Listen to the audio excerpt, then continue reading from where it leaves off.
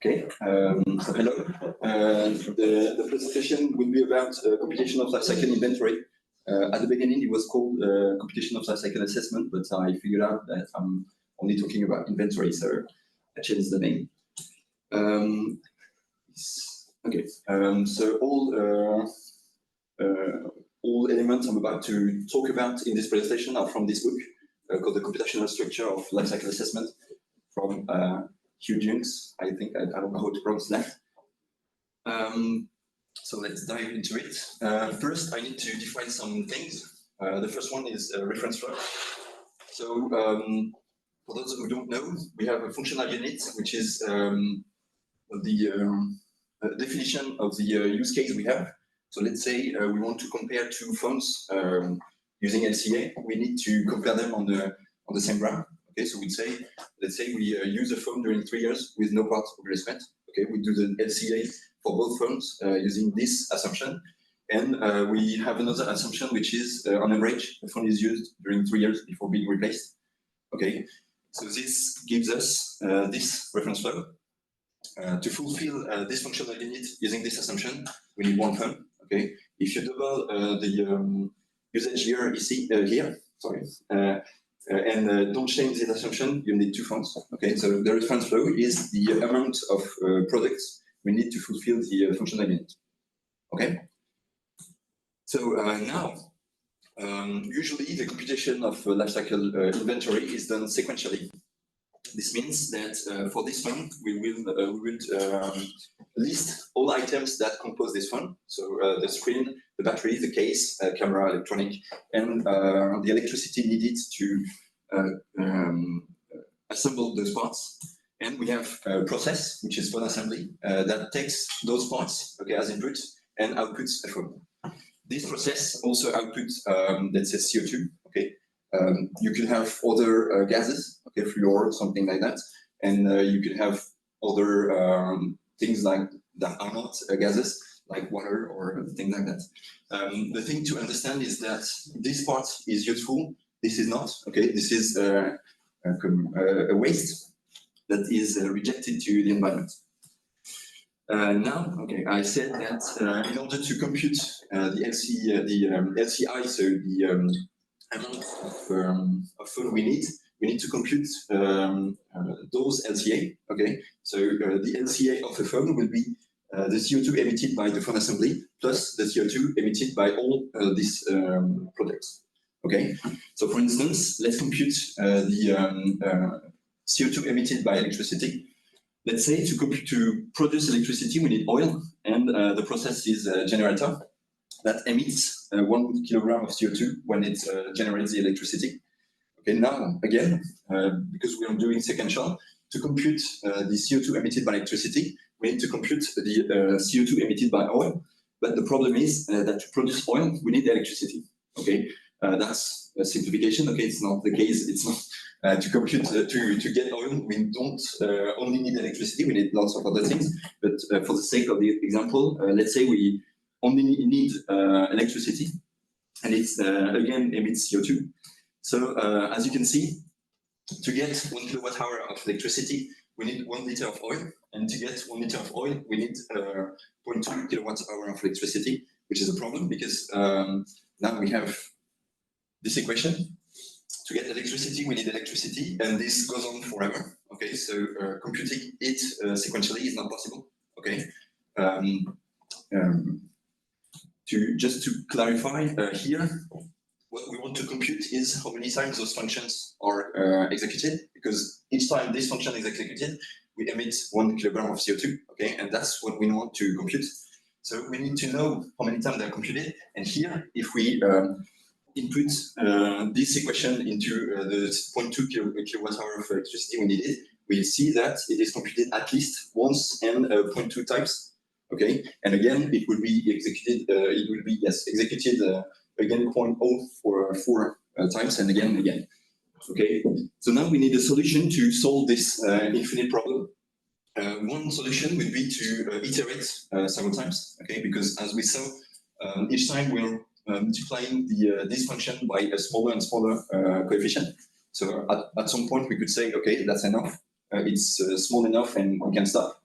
A second solution would be to solve the Poirot series, okay, which is 0.2 to the power of k, with infinite sum 0.2 to the power of k, because each time here we are multiplying by 0.2. So solving this will tell us how many times those functions are executed. For information, the result of this sum is 1.25, which will come again later. Or we could solve the system that we saw earlier. And this is what we are going to do. This is not an optimal solution, so it's better to use both other solutions. And for this solution, it may seem easy here, but we have a very simple example. And if you add product and if you add process, you have many Poirot series to compute, which are linked to each other, so it's not at all an easy problem. So usually, solving the system is a better solution. So how we do that? First, we define some matrices and vectors. So the first one is the technology matrix called A. I don't know why it's called A and not B, but this matrix has processes in the column and products in lines. Okay, and for each process, you put a positive value if this process produces the product, and a negative if it consumes it. Okay. And now, using this matrix, as I said, we want to know how many times we are executing each process in order to know how many CO2 is emitted. So we will multiply each process by a scaling factor. Okay, and the idea of multiplying by the scaling factor is to get the value of F. F is known; it's our reference flow. Okay, so as we said, we want to produce 1 kilowatt-hour of electricity. Okay, so in order to produce 1 kilowatt-hour of electricity and 0 liter of oil, we need to figure out those values. Okay, this can be done by inverting the matrix A, and we get the value of S1 and S2, which is 1.25, the result of the Poirot series we had earlier. Once we have this, we can compute the amount of CO2 emitted by multiplying S with the matrix B. So S is called the scaling vector, and B is called the intervention matrix. So B is the amount of CO2 emitted by each process. Okay, so remember we had two processes: production of oil and production of electricity, and each process emitted 1 kilogram of CO2 each time it's executed. So we know that each process is executed 1.25 times, so we multiply it by B, and then we get the amount of CO2 emitted by producing 1 kilowatt-hour of electricity. Okay, so that was an example. Now let's get a bit more formal. So as a starter, we need two axioms. The first one is that our processes represent linear technologies. This means that in order to produce to produce 1,000 computers, okay, we emit the same CO2 as 1,000 times one computer. Okay, so it completely ignore the effect of scale in productions, because producing 1,000 computer is probably more efficient than producing 1,000 times one computer. Okay, you have things that can be optimized in order to reduce the cost in CO2. The second axiom is that we can aggregate flows from various processes. This means that if you produce 1 kilowatt-hour of electricity using coal and 1 kilowatt-hour of electricity using oil, you can add those electricity, and this is electricity in the end. Okay? So using that, we can pose this problem. This is the exact problem we solved earlier. This is a technology matrix which tells us for each process in the column how many products we are using and producing.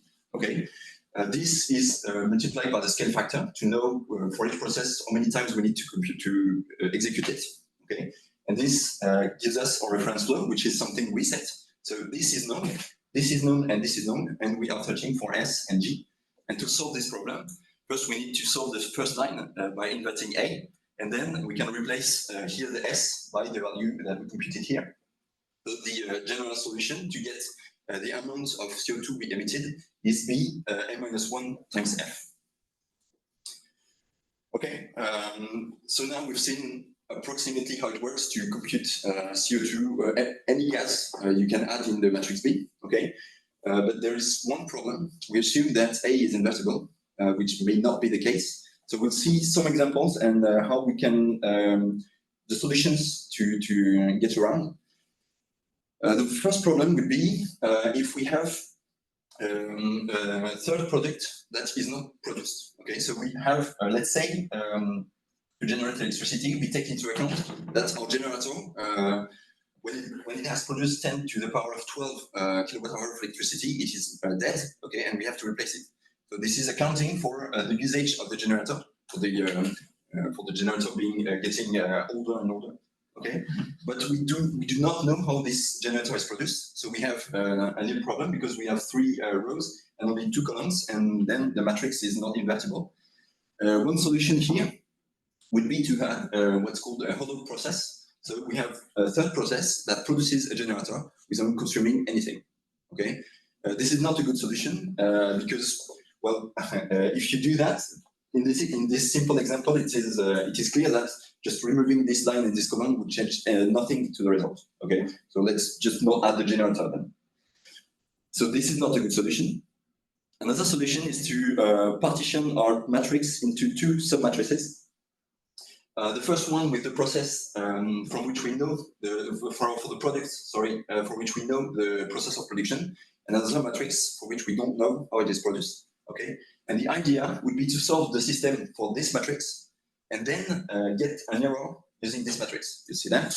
So first we have A, which is our technology matrix, and F for reference flow. Our reference flow is the reference flow we used earlier, and a 0 here because we didn't our electricity process to generate a generator. So now we can solve for A prime and F prime, which gives us 1.25, the same result that we had earlier.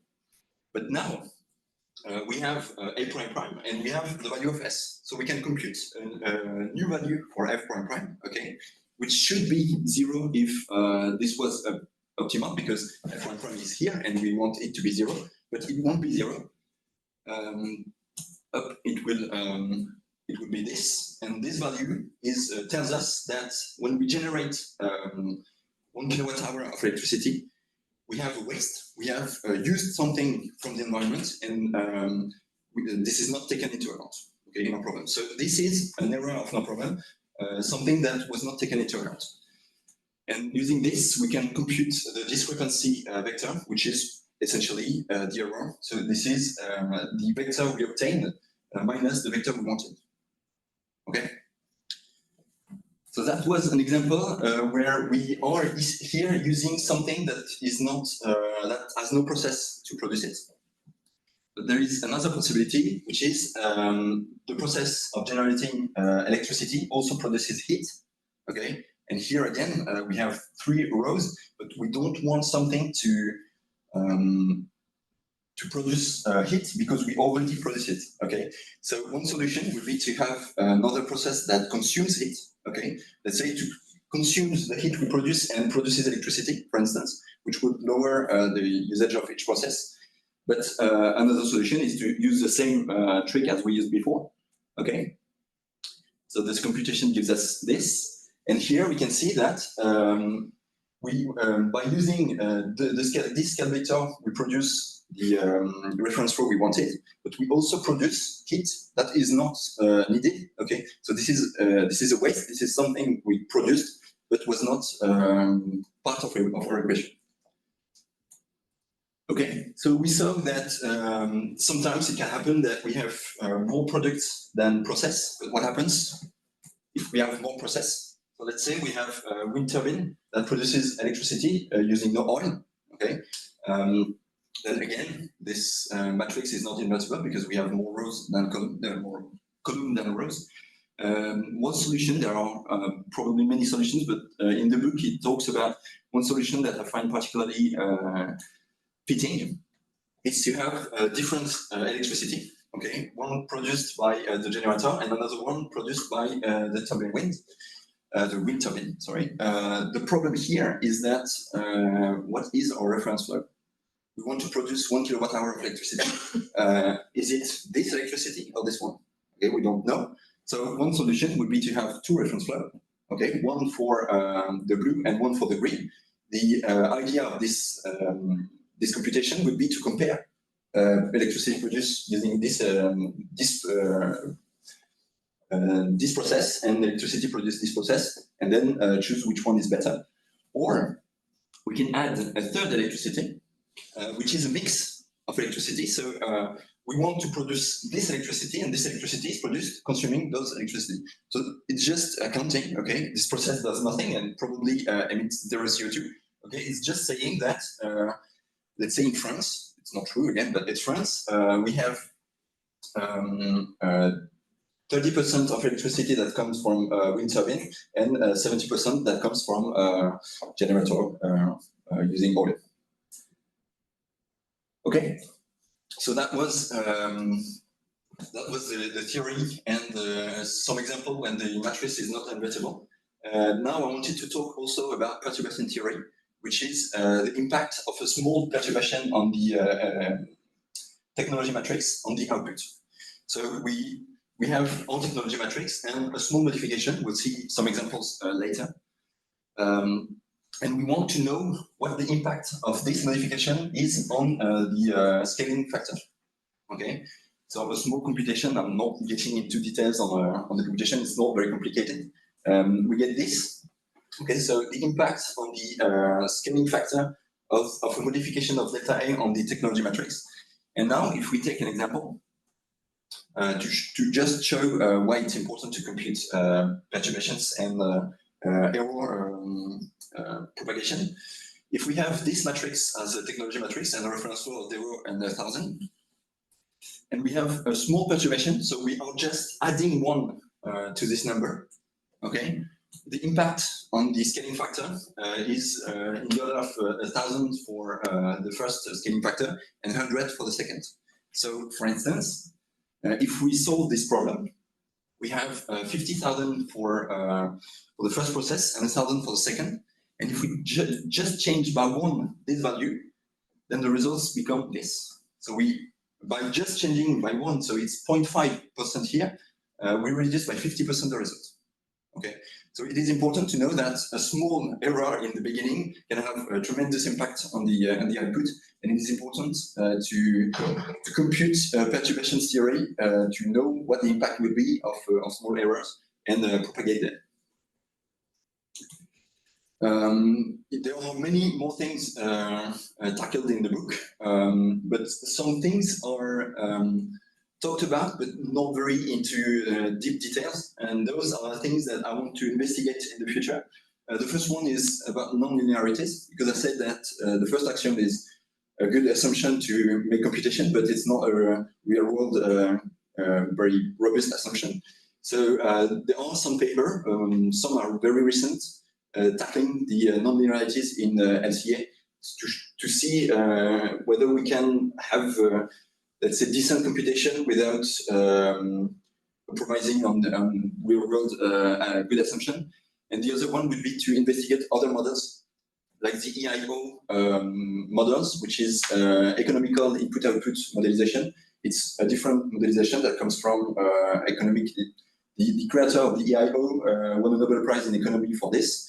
And the advantage of this method is that we have a matrix A also that we need to invert, but the matrix uses products in the line and in the column, so the matrix is always square, so we don't have to.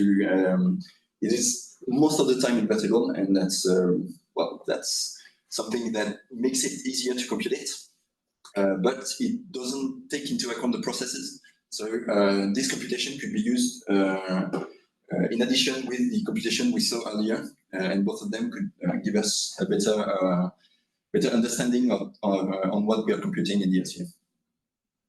That's it for me. If you have any questions.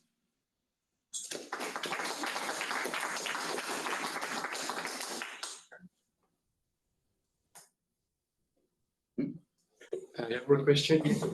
I just want to know if you take this model that take into account more probabilistic point of view, Like for example, on your generator line that you add, you said like it was -1.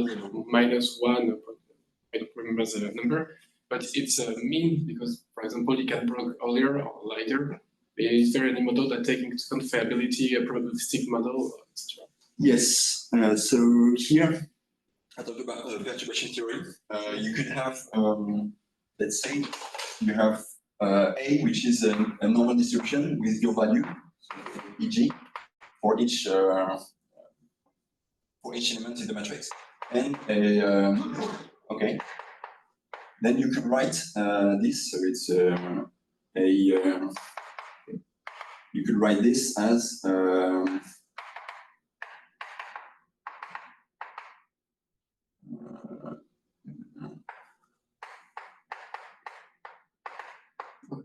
this is your data.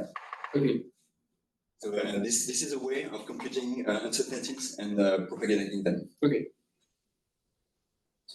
Yes. So the problem you have is because your matrix are not well conditioned or related or Well conditioned. for that the figures in the matrix have different order of magnitude. They are very different order of magnitude. Like 1 and 1,000. Yeah, they could have. You mean in the A matrix? Here in this example? Yes. So maybe this may happen depending on the example, and yeah. Are there means to avoid such ill-conditioned matrices? I don't know. Okay. If you change the units, are they all the same units? Oh no, obviously no. Here, this example is taken from the book, and it's approximately the same example as I used. So it's here it's kilowatt hour for electricity, and here it's liter. So yeah, we could imagine here using watt hour of electricity, and this would be 2.10 minus 3. So we could change the unit, but in the end, it wouldn't change the results. So it changed the dynamic. So maybe here it would be reduced or increased. Reduced if we use megawatts of electricity, for instance, but it doesn't change that we are doubling or dividing by 2 the values. In the end, if it changes, it's a problem of the model, and that would be a big problem.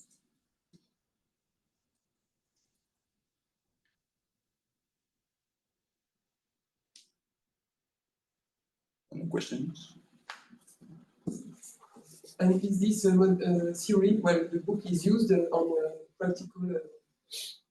Yes, there is a data set that is very, so a data set is something that gives you the values in the matrix A. So equivalent is a very used data set, and it implements the matrix A. You can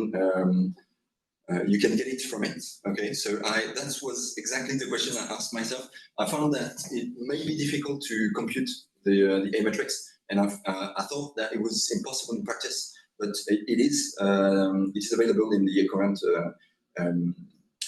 datasets. And for instance, the Brightway or OpenSCA software are using this modelization to compute the NCA.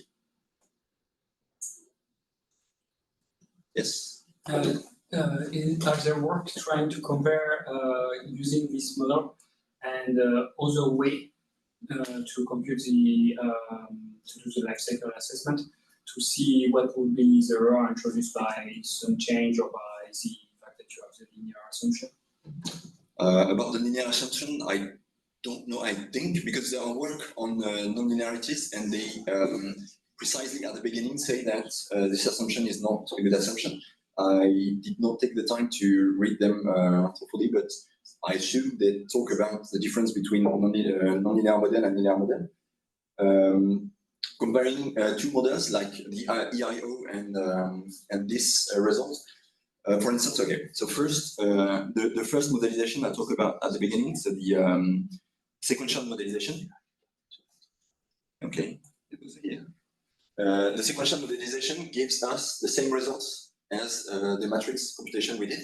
Okay, those are the exact same results. The difference is here, if we have interdependencies, which happens all the time, we can't compute it sequentially. So this is something, and I think EIO, if you set the values correctly should give the same results. Okay. Apart from that, I don't know the perturbation theory in EIE. I think there are works on it, so I should definitely have a look at it. But I think it should be equivalent as well. So both models should give you very similar results.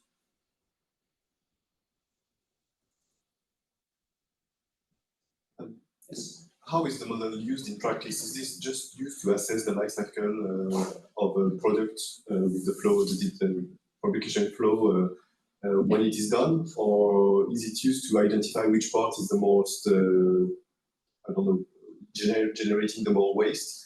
And then how does this be done by using the perturbation theory to try to identify which one has the most impact on the carbon emission? And how is this practically used to drive, I guess, the assembly process? Yes, so you have,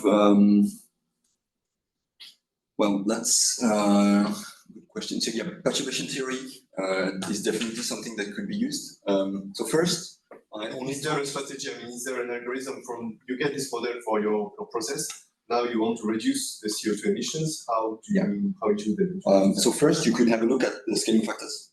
Okay, because you know, for each process, you know which one is used the most, and then for in the process, you know what it is emitting. Okay, so you could multiply the value of the scaling by the value it is emitting, and for each process, you know what is emitting and not. And I think I had something more to say about that. I can't remember. No, I don't remember what I wanted to say.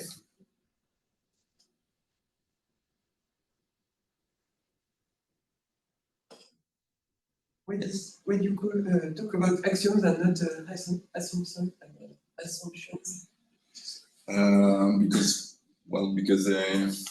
it's math and it's math and Eugenics call them axioms. I use this sometimes. Actually, he said because the guy that wrote the book, I can't pronounce his name, is someone that is very active in the field, and he said that the first action, the linearity, can also be a theorem and demonstrated by other axioms of lower order. So you could have different axioms and derivate the linearity by those axioms. But again, so if you say so, it means that it is really linear. No, it's just that the axioms are the axiom is using to demonstrate linearity or axioms that are not true in real life as well. It's just okay, so just vocabulary. Yeah.